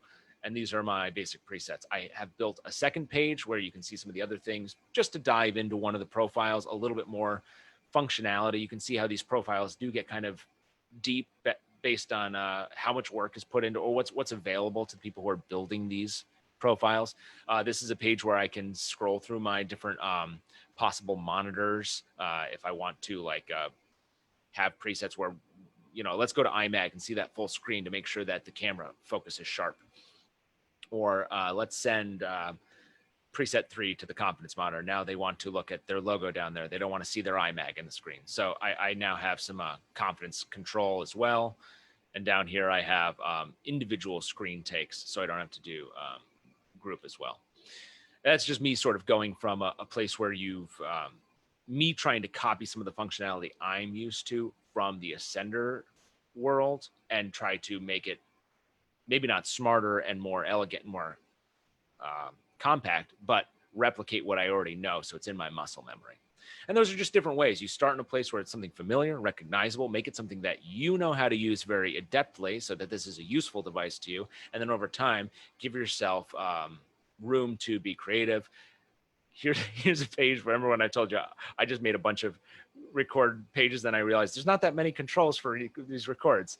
So, but this way nobody can mistake what they're sitting down in front of either. All right, so those are some of the examples of what I use my 15 key for. I will take you, while I'm screen sharing, I'll take you through a couple other things. These tabs along the top here. Surfaces is where you can connect your Elgato Streamdeck. If it doesn't pop up right away, maybe try reseating it, but you can also rescan the USB and it will just check all your USBs and see where your devices are and start talking to them. Yes, Omar. So real quick on the Facebook side, sorry, William Viker just said a tip: you can hold down Shift, background turns red to test buttons directly in the editor. You guys aware of that? Is that still in the 2.1? I didn't see a text for that. That definitely was the case before, that you didn't have to, like, go to the page and press the test button. I could also launch the emulator as well to test these buttons. I just tried it. Good. So yeah, there is a shift click that lets you sort of turn your buttons page into an emulator directly. So if I was to take you back to that page before with all my presets, if I hold shift, you see the background turns red, and now I can click through and test each of those buttons. And then Go clears them out. You weren't kidding about the colors. I spent a lot of time, man. All right. Anyway, let's go back through those. One more thing I'll tell you on your settings for each of your stream decks. If you maybe you're light sensitive or something, you do have control over your, this will be a little hard to see, but I'll try showing you on my primary camera. You can see it here. You can scroll back and forth how bright it is, if you or if you even want to black it out so nobody knows what they're looking at. But yeah, you do have some brightness control in here. You can have button rotation as well. I've never done this. Let's have some fun. Yeah, that's wacky. Maybe for mounting inside of like a larger device or a rack or something. Let's go back to normal and page. Trying to figure out what this slider does. How many pages you have? Is that what that is? Anybody know? Total pages? Okay. So that's how many pages are available to you. I guess that's great if you, say, have 5 pages and you want to be able to go from page 5 to page 1 without scrolling through 4, 3, 2. You can just scroll up, up, up, and come back around. Yeah, they loop once they get to the top. Yeah, there you go. So I probably don't need 60 pages, but I'm rich. Let's do it. Okay. Settings. Let's look at the settings tab. There's a lot of stuff in here. There's some good security things. I have in the past enabled PIN codes and had pins to lock people out of the device. That can be a little bit terrifying if you forget that you have it enabled for a certain amount of time and suddenly you look down and you realize I got to put in my code and I'm standing by. So again, just remember what you've programmed and make sure you undo it. But that's a good security feature there. There's ArtNet Listener in here. They tell you how you can send remote triggers over TCP or UDP commands, and those commands are listed here. So there's a great wealth of information down here, including for you lighting professionals. There is the Grand MA2 fixture file that you can download. I'm guessing it's big, and that's why they don't want to dump it on you on the first download. Okay. You also have some control. I guess it's kind of like Flight Simulator. You can flip which direction your page numbers go. If you're like an iPhone user, he's used to scrolling one way, and suddenly Windows makes you go the other way. Yeah, which I do. There you go. Let's jump over here to log. This will tell you all the things you've done wrong today, all the things that you tried to connect to when your IP address was incorrect or you had an air gap. So this is your wall of shame, but also useful for figuring out what's going wrong. Again, we touched briefly on presets. Some profiles do have presets that you can drag and drop in. And then the import export page, you remember before we had on each button page, you had an option to export that specific page. From here, you can import, and it will allow you to import either a full companion config file or just a single page file. If you select that, it will just upload that to the page that you're on. And here's where you can do a full export of the configuration. And you can also reset with this big scary red button here, reset your configuration. Yes, Omar. Sorry, you can go ahead, Justin. Go ahead. I was just going to say, if you do a lot of programming at any given time, I would recommend doing exports every time you do that, because that's kind of like your backup, especially if you're someone like me who my Stream Deck is run off of a Companion Pi setup, Raspberry Pi device I got here. And there's no real way to get it other than to back it up other than to export it here. So I do that regularly, especially when I make a lot of changes to my pages and buttons. So again, I got 2 questions from Facebook here, and I will open this up to Nate directly or to the panel. The first one is a little bit tricky. I don't know if anybody has the exact answer, but the first one will be, have you found a plugin for the Panasonic 410? I know that's kind of out there, not very specific to what we're talking about right now, but maybe someone has that answer for that user. I will say a guaranteed answer is that for free, that person with a question can download this software and do a very comprehensive search for any Panasonic. But I will go ahead and type that in here and see what we know. All right. So while you're typing that in, that was from, and I hope I say this right, Christopher Schulo, which he gave me the pronunciation for it. And then while you're looking for that, I will introduce a second question from Mike Bird. In 2.1, can you go full image on buttons without the header bar? Is the other question. Again, that can be to Nate or to anybody in the panel. It looks like, Andrew, you're saying no, you cannot on a 2.1. Okay. No, they haven't changed that yet. I don't know if they will. It's certainly a feature request, but I don't think it's not happened yet. Got you. Thanks for that. All right. I'm not going to read all these off, but I will go ahead and just screen share with you guys. This is, this is what turns up when you search for Panasonic. You can see there's actually quite a few different devices. I don't know if the one he asked for is here, but there's Panasonic projectors and this AW series. Yeah, the very first one, AVHS 410. There you go. There you go. There you go. Nick with them sniper eyes over there, man. Good job. Again, you can scroll over the questions if you're curious what actions are available. You bring it up, and looks like you get bus cross-point control, auto cut transitions, and time control. So, Nick, can you just real quick, can you go back and show us how you got to that page you're on right now? Absolutely. So at the very beginning, when you launch it, you're brought to the instances page. This is your history of instances that you've connected. I could enable any of these devices that I've connected to before. They will not connect because they don't exist in the world the network that I'm on. But because I've enabled them, they are now available for programmable actions on my buttons. And then at the very bottom of that page is where you add more instances. So again, we can add by category to the drop downs. You can add by manufacturer, and you can get to, I have a hard time navigating. If any of our specialists know why I scroll and can't get through this page higher and lower, I would love to learn about that. Oh, the feature or a bug. What's that? It's a bug. Yeah.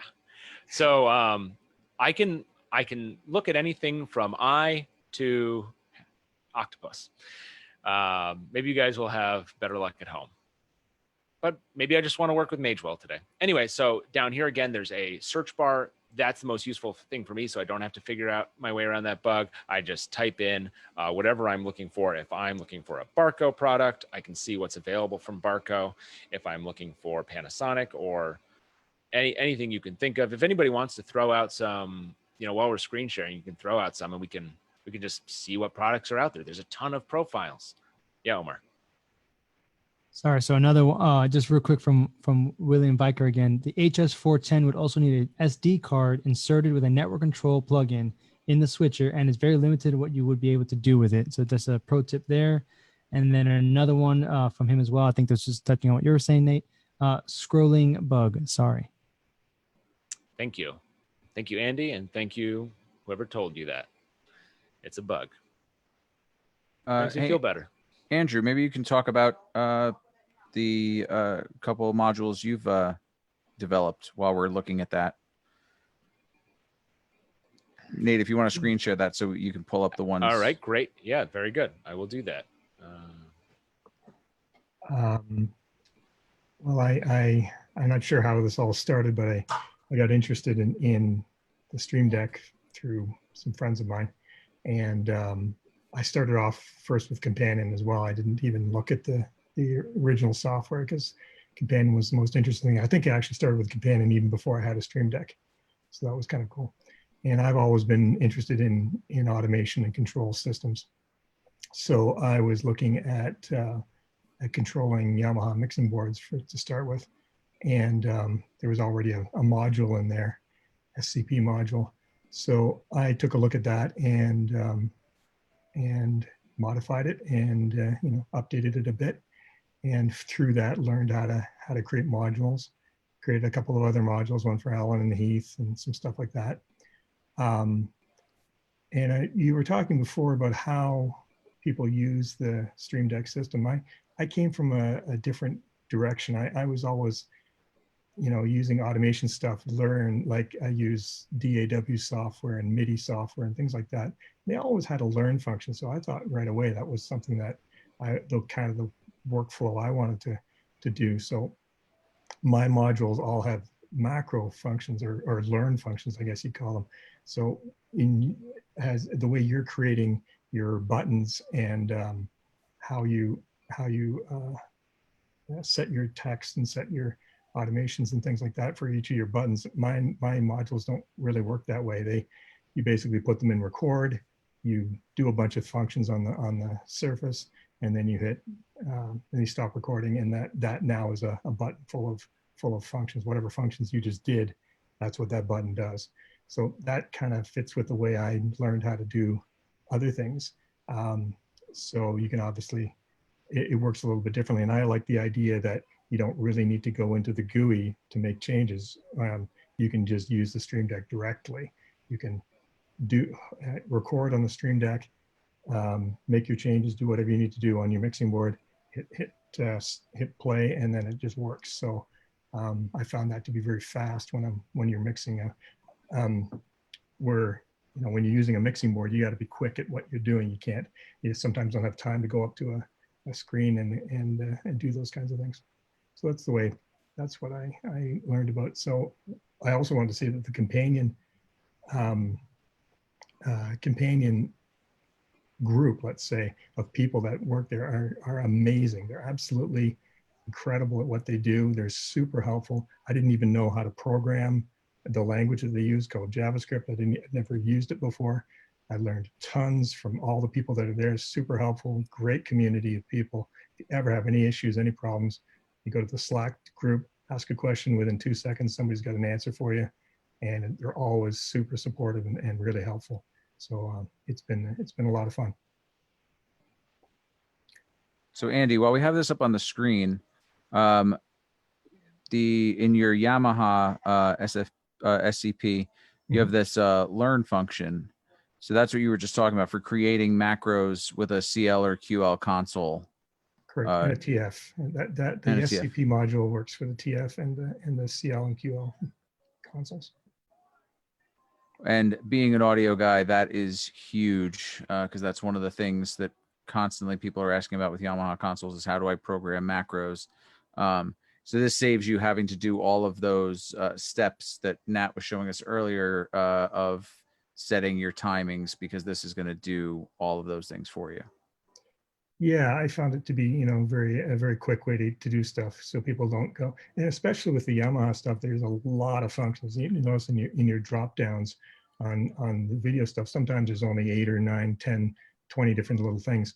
For one of my modules, there's probably 1,000, items. Wow. So you've got EQs, you've got, sends, you've got millions of different controls. So if you had to scroll down and try and figure out which of the controls or which of the functions to select, it would take a long time. So I found it was very useful to just set it up as a learn system where you don't have to figure out what the command is. You just do what you need it to do, and then it just plays it back for you. And I found that to be a great way to use it.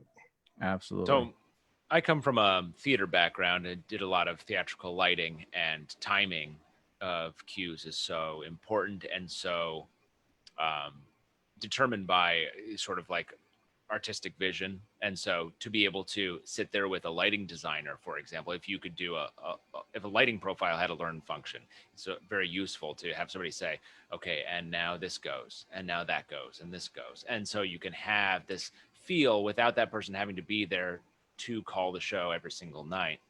I think, right, Ed, the Blackmagic ATEM software has the macro.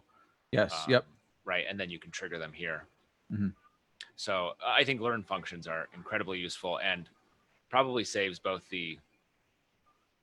sides of the profile builder and the profile user a certain amount of time. So I would love to see more profiles have that kind of functionality as well. Real quick, I'm going to jump. Sorry, go ahead. Real quick, I'm going to just jump in here. We've got about 24 minutes left, guys. So get your questions and things together for Nate or Andy or Justin or whoever that's on the panel that's talked about the Stream Deck and the companion app tonight. Don't forget, we do this every Monday night. We've been shouting it out in chats and everything. If you want to join, get involved, that's where you want to get to. And we put these on every Monday. So pay attention to the AV Educate page, because we'll be blasting out what we're doing for the weeks to come. I just wanted to say that what the buttons, how you can program them, is really determined by the hardware. If the hardware doesn't send information back to the Stream Deck or to the companion software, there's a lot of stuff you can't do. You can't do feedback and things like this. And some people say, "Oh, can you make it do this, make it do that?" Well, you're often limited by the hardware. If the hardware can't do it, or it doesn't have a control protocol to do that, then you can't make it work with the Stream Deck either. So with the time we have remaining, if it's all right, what I would like to do is jump over and talk, for myself, coming from 1.4 ancient dinosaur history version to 2.1, it behooves all of us and everyone. This is a new version, so it behooves you to look at the link that Ed's going to post or has posted earlier in the chat. That is, will take you here, which is the release notes for 2.1. They have, in fact, if you scroll all the way down, there's release notes for the prior versions as well, but this will tell you all the bug fixes, all the new core improvements, and added core features. It talks about the hardware upgrade that was made to the 15-key Stream Deck at one point. Now it supports the XL. Again, there are probably a lot of people out there who are running various versions of 2.0, which were all the beta releases on the way to 2.1, which is kind of delayed. So you may be familiar with a lot of this functionality, but it's a very good idea to move to the new stable 2.1 release. So some of this won't be new to you, but it's really a good idea to spend a little time on here and dive into some of the things that may not be obvious to you. Opening it up, it will look like a friendly, familiar companion, but there's a lot of new powerful things. We'll start with just some of the stuff here at the top. You can see now, one of the things I was doing before, moving page buttons, moved or removed on a per page basis. That was something we were playing around with today. And also there's Companion Pi, which is an OS image complete with Companion for use on Raspberry Pi 4 on a 4 gig or higher unit. Something we talked about as well was the DSAN, Master Q, and Perfect Q and Logitech control. That's going to be very helpful if and when we get back to a live scenario. And then there's the whole series of improvements that were made, probably problems that you've run into if you are a longtime user. There's all the bugs. And then down here we have the long list of new modules. I've never given up scrolling to the bottom of a Facebook post like I did when they finally released this, and I just scrolled forever. And there's so many modules in here to dive into. You're probably better off just doing a search. But one that I like to see right here at the very top is the Analog Way Live Premiere. This new great high-res switcher from Analog Way was excellent. Ed and I just took the class, trained on that, and it was a lot of fun. So it's great to see right away. We've got an excellent profile in the making here. And then alphabetically, as we go through, you'll see a lot of very familiar and probably some very obscure things that you never thought to include in your setup. But once you have Companion and Streamdeck running, you can start pulling tools that maybe didn't occur to you before or weren't part of your workflow. And they may now become things that are useful for you in unexpected ways. So getting a general sense of what is included in this huge extensive list, and these are just the new ones, there's other ones that aren't listed here. Getting a sense of what's available here will help you when in the new world where we're expected for each person to be able to do more and be more of that Swiss Army knife that Scott at GDN's always talking about. You want to really be aware of what this device that you're bringing on site is capable of, especially if somebody says, well, it can do, you can just use the keyboard shortcuts. And then you have to say, oh yeah, I know that. I just do things the slow way. Like happened earlier tonight to me. You want to be aware before you want to do your homework. And this is a good thing to spend some time with.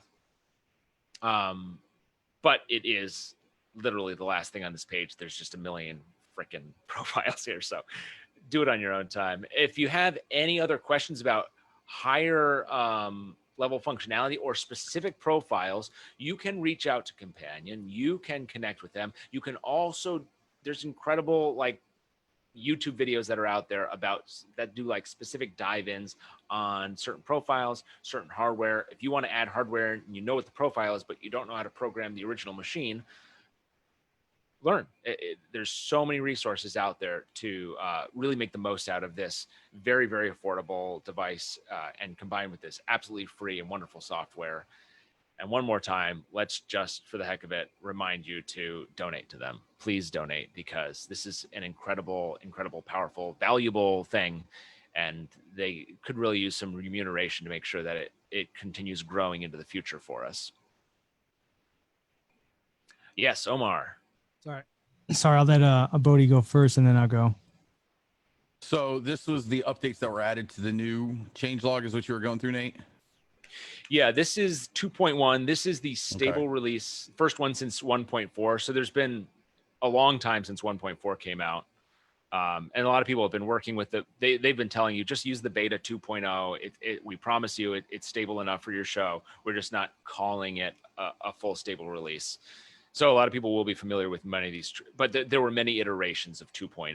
It was my sort of perception of it. Just for people out there to use Pi, I don't know if anybody else caught this. Little Raspberry Pis are powerful little things, very powerful little things. They're this dang big. Okay, I don't know if you can see that because of the green screen cutting me out here. But anyway, they're about the size of a credit card, and they updated for Raspberry Pi 4, which if you haven't and don't know what those are, it's a computer the size of a credit card, literally. Yeah, they're great. Chris, can you show us one of your credit cards? Sure. Hold on real quick. I'll get my... What's your mother's maiden name while you're at it, please? Exactly. So here. You work on that after that. We'll let Dave go after you. Here you go. Beautiful. This is what the Raspberry Pi looks like. It is a microcomputer. The Raspberry Pi 4 allows you to choose your memory options on it. So that way, or your RAM options, memory RAM, same thing. But they're nasty little buggers. Yeah, I think Justin mentioned earlier he's running his off a Raspberry Pi, so I definitely want to come. Hear that. Yep. I want to come back to that because that's one of the builds I want to do. Yep. If you want to spotlight Justin, he's showing you his little box. I went a little fancy. I got a kit that comes with this case and power cords, and love it. other stuff. So. Mine did too. See, I pulled mine out of the case because I'm waiting for Ed to send me his address because I told him I'd give him this one. Ed, can you tell us your home address on the air? That would be great. Thank you. And your social security number. I think we have Dave. I'd like to recognize Dave. Yeah, can you walk through the upgrade process from 1.4 to 2.1 for folks who may have it installed? Do you need to uninstall anything? Do you need to? I didn't need to. I dragged 1.4 off my dock and put it away for safekeeping, like I do with a lot of old versions of software. I just put it into an archive folder, and yeah, just went and followed the download process. And no, there was no uninstallation of the old version. Cool. I just tend to hoard old versions of software just in case you have to roll back firmware or something doesn't work with a new OS from Mac release or something. You never know. Cool. Thanks. That is a good thing to do.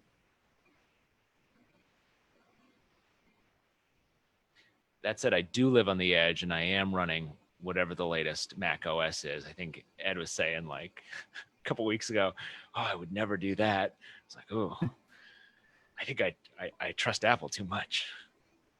Yeah, well, I've just noted quite a few people right now who are getting burned on the Catalina thing. I think our buddy Joe got a little burned on that recently. When we moved forward from High Sierra, that's when Playback Pro stopped playing well. They finally re-released for Catalina, but N64. But there were a few years, and then I realized my computers are all running High Sierra. It's not worth Playback Pro. So hey, I just came up from Yosemite recently to Mojave, and Playback Pro is what was holding me back for so long. And then when I realized that the 30 other applications that I'm using that need to update, I said forget it with Playback Pro. So I know that struggle. I didn't go all the way to Catalina though. I stopped at Mojave just for now. But I think Omar, you had your hand up there for a second. Yeah. So I wanted to ask, and again, this is for the panelists or actually in the audience, if anybody wants to give some thumbs up for this,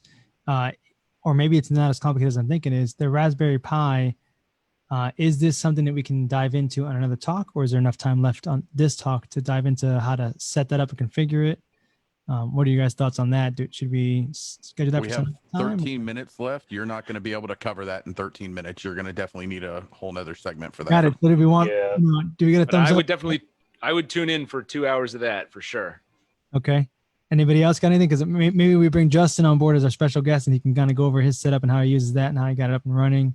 I know Dave showed some interest in that. I don't know if any of our viewers are seeing that. You want to give a little thumbs up in the comments to us? We can try to schedule that with somebody. Well, I think a better thing would be is I'll send Justin a Raspberry Pi, and then he can build my companion Pi for me, and then just ship it back. Nice. That sounds like a win-win for everybody. Maybe me a little more, but Yeah.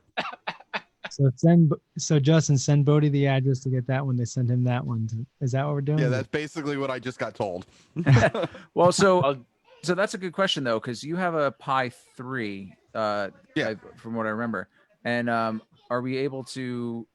For some reason, did I read somewhere where that it was on a Pi 4, or can you build The new update is on Pi 4. You can use Pi 3. I know people that are using Companion on Pi 2s and the Pi 2B, the micro ones. So it can be used on them. Okay, great. That was what I was worried about. I was like, oh, do I have to try to hunt down a Pi 4 at this point? But I see a lot of people that are definitely in the Facebook comments wanting a Pi segment. So it is growing exponentially. all right. Well, I guess we know what we will be planning. I think we have a pretty stacked calendar coming up for the next month or so of things that we just confirmed, which will be putting event pages out soon so that everybody can get on there. Omar, I think you started using some Eventbrite so people can get notifications, because Facebook isn't great about letting people automate those things. So we will be posting those. So the best thing to do, I think, is to like the AV Educate page where we host this live stream from, so that you can get the most up-to-date notifications. we really do have some. We landed some really good guest speakers coming up on some good talks. We actually moved my audio talk because we have a good one coming up next week. I was going to do my audio deep dive that we talked about a few weeks ago next Monday, but we're going to push that back because we had the opportunity and the person only had that week available. So I sounds like a very special guest, Ed. Very special. I bumped myself, and that's fine. But we will have an audio thing coming up soon. It's just a little further put off. I think next week is the live view. Is that correct, Omar? Yes. Next week will be the live view. I don't know if you want to talk about it. You're here. You're welcome to jump in the conversation. But yes, next week will be that.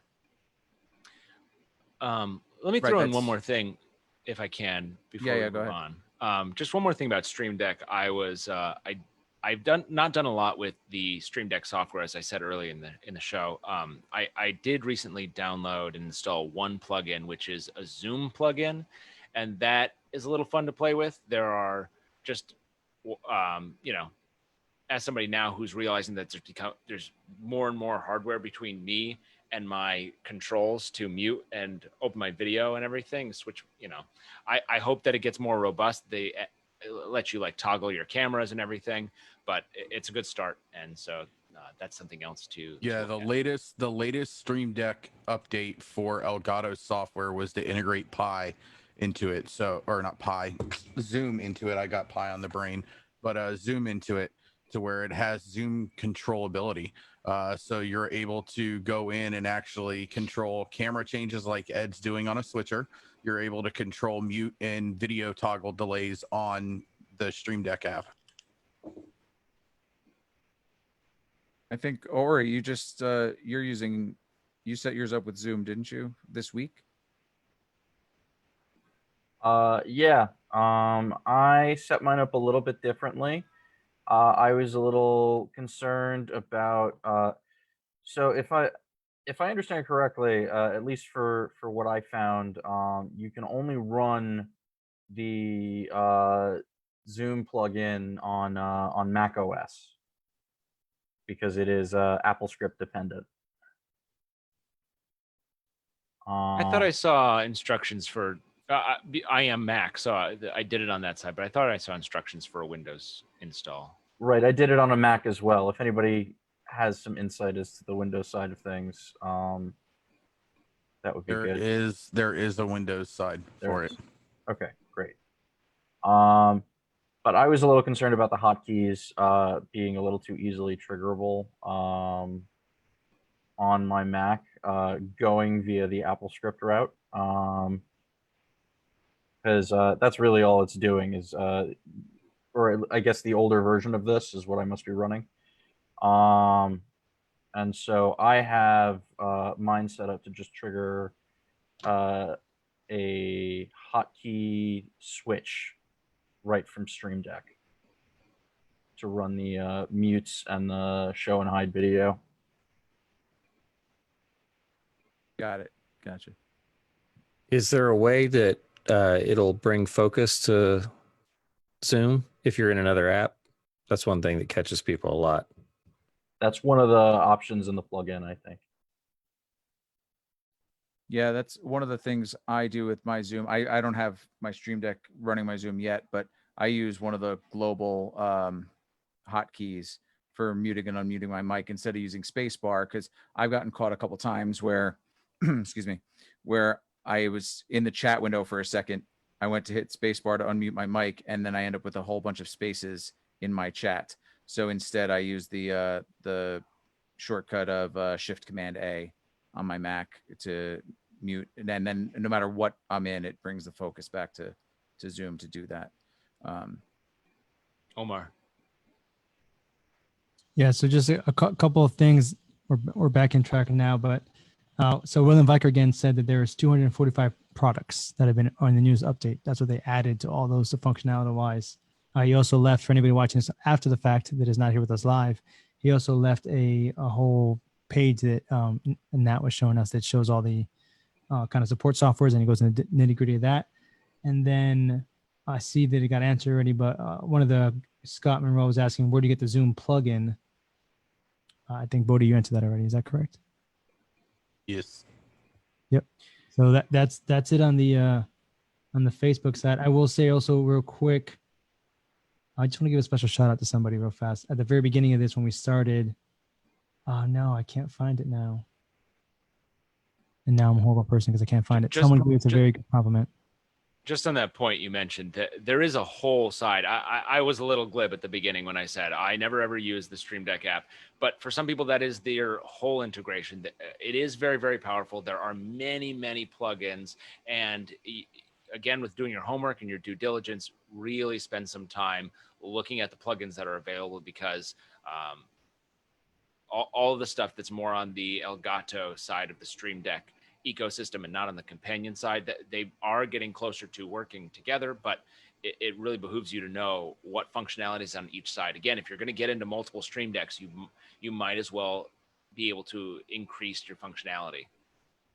I will say he is right. Most of the stuff on the actual Streamdeck app from Elgato is mainly streamer related. So a lot of it is go live buttons, switch transition, switch stream, scenes, switch.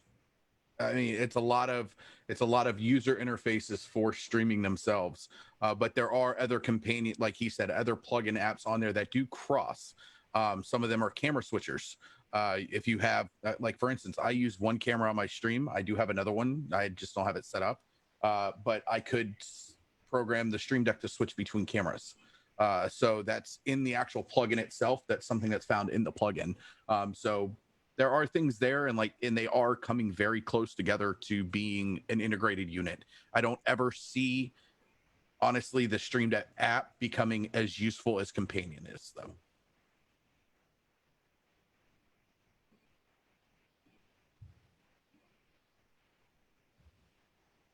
Does anybody from our panel have anything else that they would like to ask of Nat, or anything to share? We are getting close to the 9 o'clock hour. Didn't we talk? Didn't my disclosure say no questions, no direct questions? No, or that signatures? was what I don't you sign. forgot to put in. We refused your rider. End of story. We actually haven't heard from Robert. I think I just saw him raise his hand. I'd love to hear from Robert tonight. Okay. Yeah, I was going to ask you about custom scripts. I don't know if you guys were pre-programming that stuff, other than what you guys have from the equipment manufacturers. But do you guys write your own scripts to maybe relate to 2 or more buttons being used at the same time?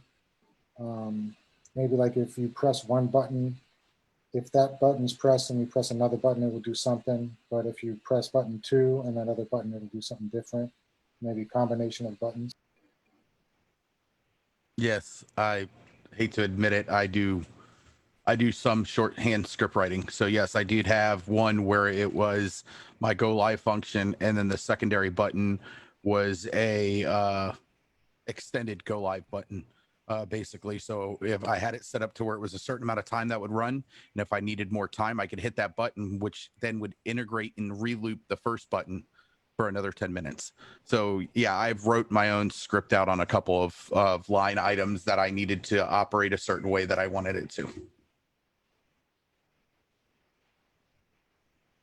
Can't you write commands that hit other commands? Yes, you can. Just right into Companion. So yes, you can do actions that trigger the actions of other buttons. I just want to add real quick. Some of the programs that we use in corporate AV, in particular, like I know for a fact, AV Playback does it. I want to say Playback Pro is starting to do some of it. They are now incorporating this Streamdeck so that you automatically just open the program and it sends it back. I mean, it's already pre-built for you. You just say what you want to do, and there's no programming involved anymore. A lot more companies are starting to do that for the functionality. I was going to say a lot of script writing is not 100% necessary 100% of the time. I would say probably about 97% of the time you will find a plugin that will work automatically for what you're doing. So like what you said, Robert, where it's like you have one button that pushes one thing, that starts one thing, and then another button that interrupts that first action. It's already it's already there. So script writing, I literally been using Elgato since Streamdeck came out. So I wrote my own script for it. Then I had an Elgato Streamdeck and I sold it because I was not using it as much as I thought I would be. And once I got rid of it, I missed it. Now I can't find one and I can't afford one. So anyway, but not all the scripts need to be written anymore. A lot of things are very integrated now where they've done commands or they've seen how people have written scripts and they've created their own command lines for it. Robert's question made me just think of multiple button presses at the same time. If you press 3 buttons at the same time, it doesn't trip up the Stream Deck. The companion doesn't get, screwy with the multiple network commands at the same time. No. Okay. The only thing I'll say is where the buttons are, like we were looking at before, triggering the backgrounds and colors and actions of other buttons. There will be some order that it perceives that you press them in, right? So if those things are activating other buttons, then that will have some kind of timing consequence. Yeah, Nate did bring it will trigger in the order that they're pushed. So yeah, if you have certain time scripts that you're looking for things to go off, it will trigger them differently. So he is right on that. Got it. Hey, Nate. So we are at the 2-hour mark right now. I want to go ahead and kind of let you wind down real quick. If you have any last words you want to say to the community, anything else you want to give out before we end the live stream here. We can go forever here. That's why we have a hard out. So I want to make sure that everybody out there's got what they needed from us or asked the questions they wanted to ask to get what they need. Again, this is the AV Tech Talks from AV Educate. We dove deep into whatever you've asked us. That's kind of the purpose of this. We do a basics setup. Nate, you are flawless, executed amazingly. I need to take notes of all this again and make sure that we kind of replicate what you did here for all of us here. This was awesome. I really appreciate everything you did and coming on board and teaching what you did to the community and to everybody out there. So before we go and kill this stream, is there anything else you'd like to add as like a final, hey?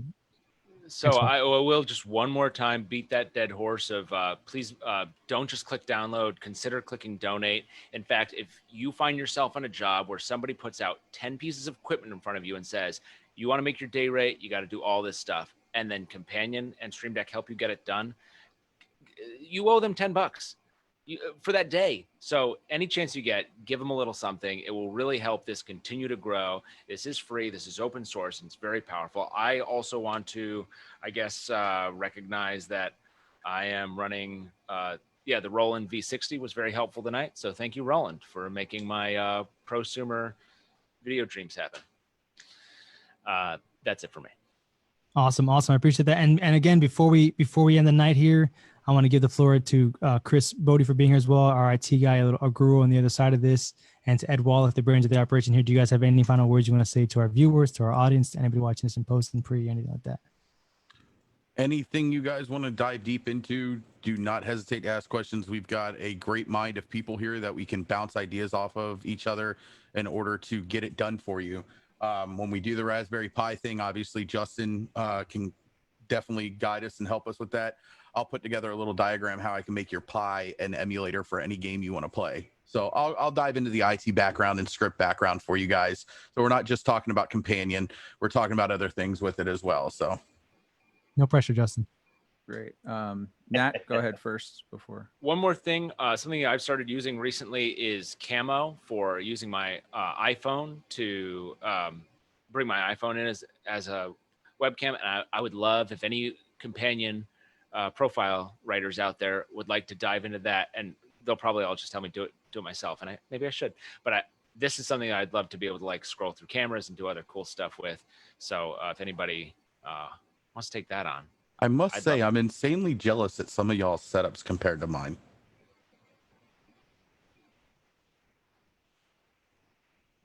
Camo is great. I think Ed mentioned it. It's $40 a year. That's another product I definitely recommend. We should look at some point. I think I brought it up last week, and I wasn't super impressed with it from the article that I first read on it. And then when Nat downloaded it and showed me the dashboard and what it could do, I was like, wow, whoever wrote that article needs to find a new job, because they completely underwhelmed what it can do and did not sell it at all. So the Camo app, I think it's like $40 annually, but it seems like it's worth it. So with that, we're a couple minutes past the hour. I want to thank our panel for being here. Thank you, everybody. On our panel, I see a couple of future speakers. Dave will be speaking coming up soon. Justin Herminghaus is going to be doing a networking 101 for production IT, I believe, kind of talk for us in a few weeks. I'm going to be doing some of the audio after that. I'm sure we're going to bring Justin Butler back to do the pie because overwhelmingly in the comments, that is a topic that people want to hear about. So appreciate that. Thank you, Andrew, for your help today, your input. Omar, you got something? Yeah, and just one last thing before we close this off, I want to let Nate know right now. You just got Roger Librot said thank you everyone, thank you very much. And the rest said great talk. Wayne Pierce said thanks. Scott Romero said great job, and then Hank Nesson gave you a love. You've gotten a lot of positive feedback, man. I really appreciate you again being here with us so much. This was awesome. I definitely learned a lot. Thank you guys for having me. Thank you. Great. So join us again next week. Same bat time, same bat channel. AV Educate page is where you can find us. And we'll be talking about LiveView next week. I think we have vMix coming up in a few weeks. We've got a handful of remind me, Omar, what was we got some great stuff planned. So just stick around, follow the AV Educate page, and you'll get notifications for it. Yeah. All right, guys. Well, thank you very much.